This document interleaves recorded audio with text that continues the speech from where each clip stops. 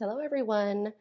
Today's mini lecture will focus on antecedent control and shaping, but in particular, I want to focus in on strategies that we can use to systematically fade the prompts that we include as part of our instruction when we're initially teaching a skill. So, overall, this week's activity was focused broadly on prompting, right? How to elicit the target behavior, as well as shaping target behaviors. But again, I'm going to focus specifically on one narrow portion of it, which is once the student has increased their frequency in which they use the target behavior. So, in other words, once you are confident that this target behavior is now part of the student's behavioral repertoire, we need to be intentional about removing anything that we've added to the instruction. So we, just like last week, we talked about thinning the reinforcement schedule so that all that remains is what is naturally reinforcing the behavior. We also need to think about how we might systematically fade our prompts that we initially included when we were teaching the behavior. Okay, so as part of your activities this week, I'm asking you to watch and participate in the Affirm module on prompting. So if you have not done that, go ahead and pause this mini lecture and do that first.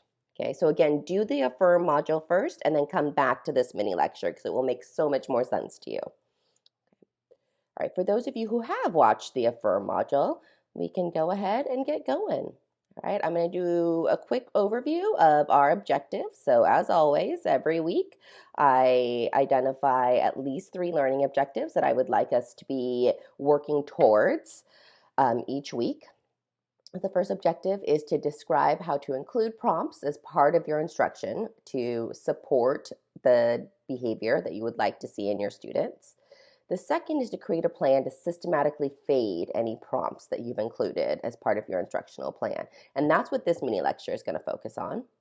And finally, you will be able to develop a plan to teach and shape desired behaviors that are not already part of your students' behavioral repertoire. Okay, so again, objectives 1 and 3 were covered in your readings as well as the Affirm module. I'm going to specifically focus on objective number 2. This was covered in your reading, but I know that this is a new concept for almost all of you, so I want to make sure I touch upon it because it is a really important part to effective instruction. All right, so let's just do a quick overview of where we are and how this fits into our overall 3-term teaching contingency. Right, so this 3-term contingency should look very familiar to you at this point. Right, we always talk about what the antecedent or the discriminative stimulus that sets the occasion for the behavior. Right, so what is it? What is the stimulus that lets the student know that a behavior is supposed to occur? Right. We also need to identify what is the behavior that we're targeting, right? And what is the consequence that will occur contingent upon the behavior happening. All right. So the 3-term contingency always refers to an antecedent, also referred to as an SD or discriminative stimulus, right? That sets the occasion for a target behavior, right? Once that behavior occurs, there's always a consequence, right? And that consequence determines the likelihood that this behavior will occur again in the future, right? Or if it will decrease in the future, right? So let's give a little example here. So the antecedent is a student being presented with a difficult math problem. The behavior we're trying to teach the student is to verbally request help when they have a problem, right? So student sees a problem, the behavior is student says, I need help. The consequence is the teacher comes and provides help, right? So assuming that that is a reinforcing consequence, the next time the student is presented with a difficult math problem, they will again engage in that target behavior, right? Which will then be reinforced by the teacher providing assistance. All right. Now, last week, we focused on mostly those consequence strategies, right? So we were focusing here last week. Okay. In particular, we focused on this aspect, right? Increasing behavior using positive reinforcement and negative reinforcement. Again, whenever you see that term reinforcement, you need to think it increases the likelihood the behavior will happen in the future. Okay, so we were talking about increasing behavior, focusing on what happens after the behavior. Okay. Next week, we're going to focus on a different kind of consequence that actually decreases behavior. Okay, so in particular, we'll talk about punishment and extinction. All right, that is a preview for next week. Right, right now, I want to talk about prompting. Right, so what happens if the SD is presented, but it doesn't effectively elicit the behavior? Right, well, our job is to then do what we can to elicit the behavior through prompting. Okay, and your readings as well as the Affirm module talked in depth about different types of prompting procedures, right? As well as shaping behaviors and chaining, or teaching what we call chained behaviors, right? These are all different ways that we can elicit or set the occasion for our target behavior. All right. Okay. All righty, folks. So here's another way to look at our three-term contingency, right? We have our SD here. Right, we have our SD. Okay. SDs normally elicit the behavior, but in the occasion that it doesn't, we need to think about how we can include a prompt. And this prompt, assuming it's what we call a controlling prompt or an effective prompt, this prompt should elicit the behavior, right? Once the behavior occurs, then we can provide the consequence for the behavior. So if we're trying to increase the likelihood the behavior occurs, we're going to use either positive reinforcement or negative reinforcement. Okay, but the key here is that you can't reinforce a behavior that hasn't occurred, right? So that is why prompting is so important, because if we're building a behavior, the student actually needs to engage in that target behavior for us to reinforce it. Okay, all right. So a couple of highlights about prompts. All right. In general, when we're thinking about the variety of prompts we have, okay, and your book talks about different types of prompts, right? We talk about visual prompts, physical prompts, modeling prompts, so many different types of prompts that we can use. In general, you need to use the least amount of prompts necessary that will set the occasion for the behavior or facilitate the right response, right? And this is highly dependent on the individual, okay, and the behavior you're trying to choose, right? But in general, as an educator, you want to use the least amount of prompts necessary. You would not want to use a full physical prompt if a gesture would work, right? Prompts always occur before the child's response. Okay, I'm going to repeat that again. Prompts occur before the child's response. Okay, if you if you correct the child's behavior, okay, after the behavior occurs, that's considered an error correction, right? That is not a prompt. Okay, so for instance, let's take that example that we were using about requesting help. Okay, so the SD is they're presented with a math problem. Prompting would occur before the student engages in the wrong behavior, right? So an effective prompt occurs before they've thrown their pencil, right? We want to prompt them to use the right words, right? But for instance, if the student is presented a math problem, they throw their pencil, and then after that behavior, you say verbally, use your words, that technically is not a prompt because it occurred after a response, right? That is technically an error correction, okay? So prompts occur before the child's response, right? A prompt is only a quote unquote good prompt, or in behavior terms, a controlling prompt, if it results in the child engaging in the correct behavior or the correct response, right? And lastly, and this is what today's mini lecture is going to focus on, is any prompt that you've added to this instructional interaction must be faded, okay? Or in other words, it needs to be removed. Prompts have to be faded gradually as well as systematically. All right, so let's focus in on this last point.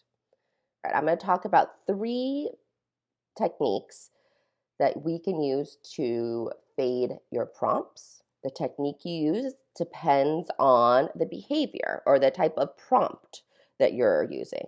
Okay, so we're going to talk about graduated guidance, time delay, and time delay can be both what we call constant time delay as well as progressive time delay. And finally, least to most prompts, also referred to as the system of least prompts. Let's talk about graduated guidance first. Graduated guidance is most often used either with chain tasks or physical movement tasks. Okay, so in this example here, we are, the example is teaching a child to walk. Okay, so at first, children require a lot of help to start, right? So you may be holding on to the infant's both hands, right? I mean, essentially doing most of the walking for them, right? You're bearing most of the weight. So you're providing a lot of physical help, okay? As the student starts gaining that skill, or as the child starts gaining that skill, you can start to reduce your prompts, right? So maybe you just need to hold on to like one hand, right? You're still providing some support, but it's not as intensive as previously when you had to hold on to both his hands, right? And then you gradually fade that support or fade that prompt. So you only provide physical assistance when needed. So when the toddler's a little wobbly and is about to fall over, okay?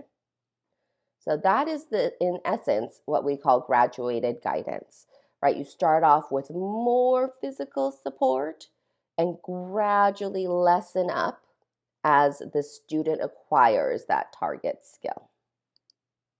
Okay. Now, your book will talk about 2 specific types of graduated guidance, right? Spatial fading, which is a way to reduce your physical prompts by decreasing or moving where the guidance is on the student's body, okay? A shadowing procedure simply means that you're kind of following the movement, right, as the student is engaging the behavior and then applying physical guidance when necessary. All right, so spatial fading is more referring to the location of where you're providing assistance, whereas shadowing procedure is just like it sounds. You're kind of following the student around, watching them closely, and providing the physical assistance when needed. Okay. All right, let's talk about time delay. So time delay can be used with any type of prompt, okay? But essentially, it's about the timing of when you administer the prompt, okay? When you're talking about first teaching a skill, if you've heard the term errorless learning, essentially what that means is you're providing a prompt immediately after the SD, right? So let's say we're teaching a student the color red, right? I hold up the color and I provide the SD, which is what color is it, right? And following that SD, I immediately provide the verbal prompt. So what color is it? Red, right? So I'm not even giving the student time to make an error. That is what we call errorless learning, okay? Or 0-second time delay, okay? But what we want to do eventually is for that student to identify that color without our prompt, right? We want them to engage in that target behavior independently. So in constant time delay, I increase the amount of time between the SD and the prompt, okay? So if I decide in my instructional plan, I'm going to use a 5-second constant time delay. That means that I'm going to present my SD, wait 5 seconds, then provide my prompt. All right. So if we're using the same example of teaching colors, I would hold up my stimulus, right? The color red. I would give them the SD. What color is it? I would, 1,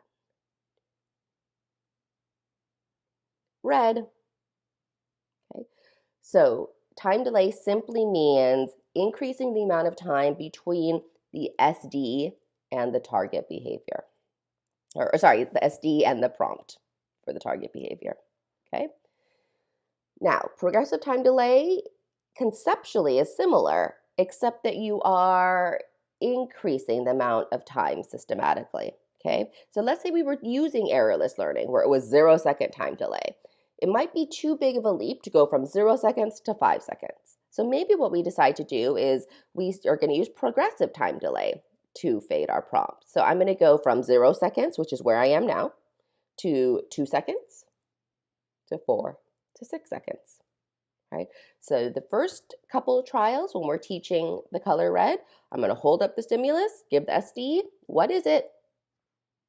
Red. Okay, and we're going to do that for a while. Okay.